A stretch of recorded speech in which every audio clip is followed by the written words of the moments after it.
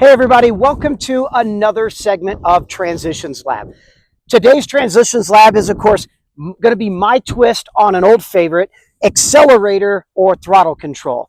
And with the traditional accelerator or throttle control drill, you've got three targets at prescribed distances of 7 yards, 15 yards, and 25 yards. And as you can see, I've staggered them in a different sequence where I've got the 7-yard target off to the right, I've got the 25-yard target directly downrange, and I've got the 15-yard target off to the left.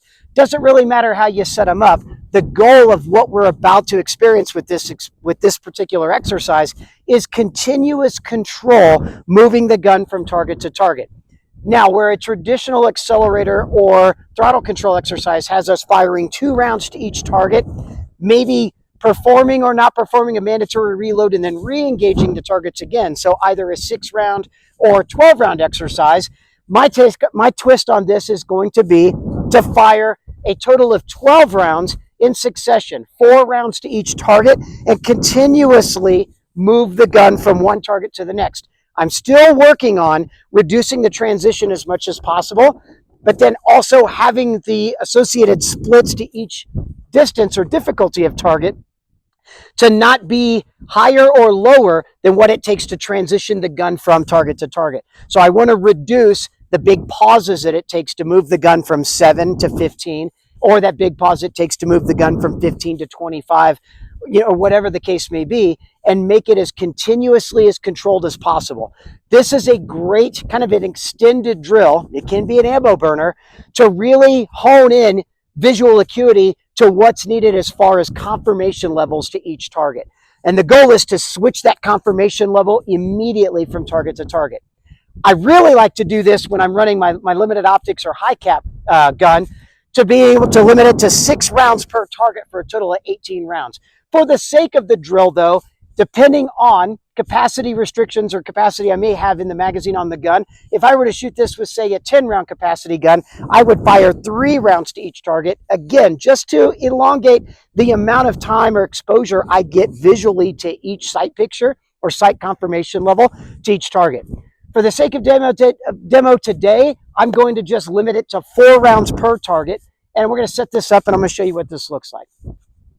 Okay, so for the first sequence, we're going to draw and fire 4 rounds to the 7-yard target, then immediately transition the gun and fire 4 more rounds to the 15-yard target, and then transition the gun one last time to the 25-yard target and fire 4 more rounds there.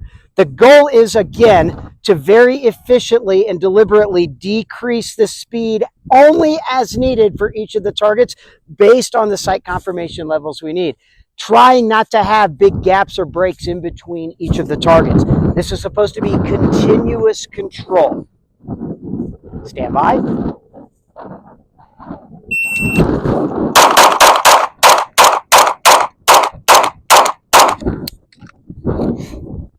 So we got a total time of 5:03.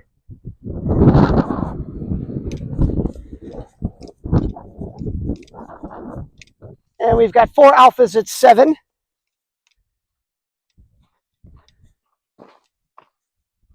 4 alphas at 15. And it looks like we've got 2 alpha, 2 Charlie. First shot bringing it in. Last shot in the array was the Delta, or was the Charlie here closer to the Delta line.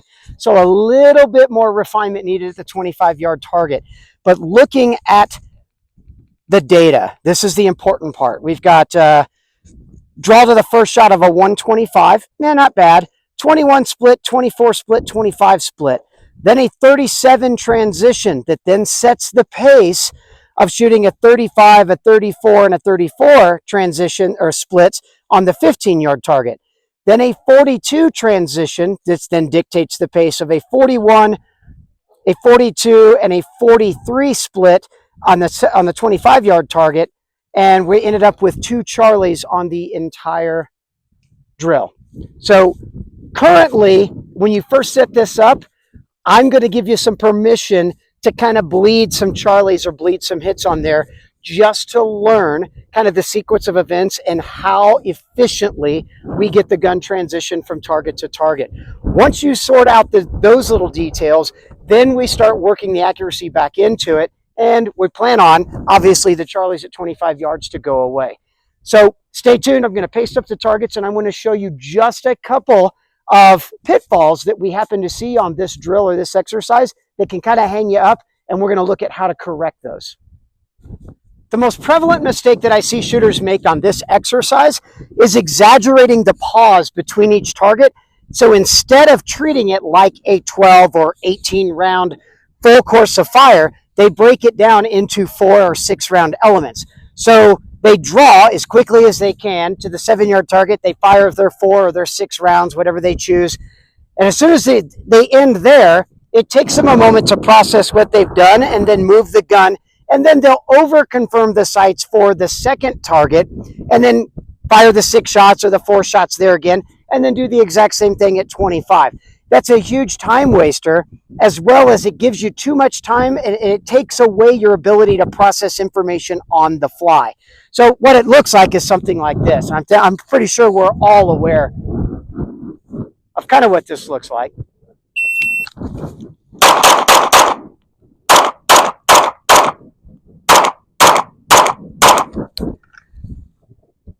The difference on that, though, from my run before, which was in the very, very low 5s, to that now is a 6.86 time. So the speed at which each target was engaged was very minimal difference between the first and the second. But the biggest exaggeration of time was the pauses between each of the targets to kind of reset ourselves into shooting the next target instead of continuously controlling the gun along, again, those confirmation levels that we're trying to carry from one target to the next. So that's kind of, again, that's the biggest and most prevalent mistake that I see. Stay tuned. I'm going to paste up the targets again, and I'll show you what the second most common mistake is. So the second most common mistake that I see on this exercise among shooters is they tend to subconsciously change their grip or structure tension or levels on the pistol when they change to different levels of sight confirmation as needed. So when they go from the 7-yard target to the 15 or the 25, they tend to relax the hands ever so slightly, and especially in the tension on the dominant hand wrist, because they want to exaggerate, or they tend to exaggerate the movement of the sights in an effort to be more careful about what they see and how they're processing information on farther targets. On a 7-yard target or an even closer distance target, man, they are strangling that gun like their life depends on it. And of course, you see the gun track or behave in one way or fashion. But then when they move the gun to 15 or 25, where they need a little bit more care and consideration, they very oftentimes will, again, compromise their grip pressures on the gun to gain maybe just a little bit more dexterity on the trigger, but they don't realize that it completely changes the attitude or behaviors of the pistol, and it makes it much harder to get the gun to return back to the same spot very consistently and predictably to allow the follow-up shots to be faster or more aggressive. So let me show you real quick. At the 7-yard target, I want you to see just how the gun reacts during firing. So you'll notice the gun tracks very flat. The gun just, as the slide reciprocates back, as the shot's fired, the gun lifts just ever so slightly, and then it returns back. So I'm using maximum aggression to get the gun to return back to the same spot. Now, here's what happens when I just barely start to relax a little bit of tension on the wrist. At 15, we'll see a completely different manner of behavior in the pistol.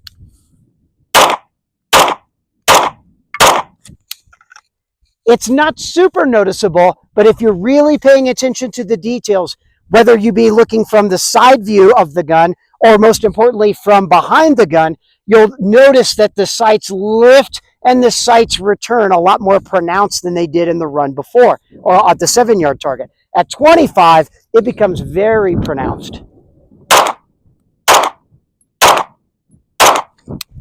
And a lot of times what happens is during that exaggerated lift and return, we're waiting on the return to give us the cue on when to fire the next shot. But like I said, we'll exaggerate it to give ourselves subconsciously more information that we feel is needed to get the gun to return so we can better call the shot instead of just getting the gun to return as immediate as possible. So those slight changes in grip pressure account for so much time lost on each of the targets. So what we really want to focus on is maximum effort on keeping our structure the same for all 3 targets. So if I were to change this up, I want you to see the behaviors again now at the 7-yard target, to the 25 and to the 15, and I should have the same immediate response or behavior on the pistol, whether I'm firing to a close range target or a distant target. Zero difference in the behaviors.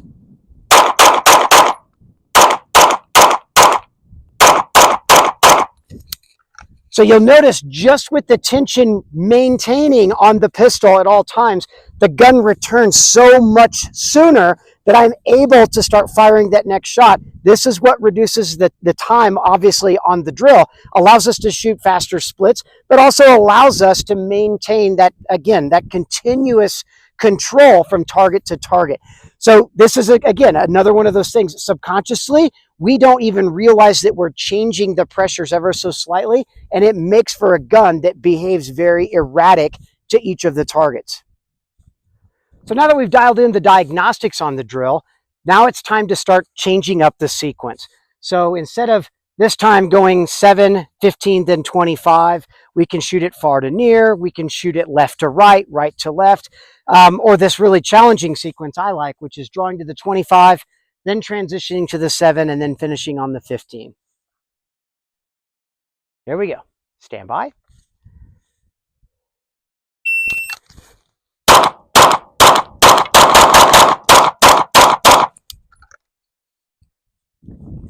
We did that in 5 seconds flat. A little sloppy at 25. Gun moved around just a little too much there. We've got 4 good hits at 7. We've got 4 solid hits at 15.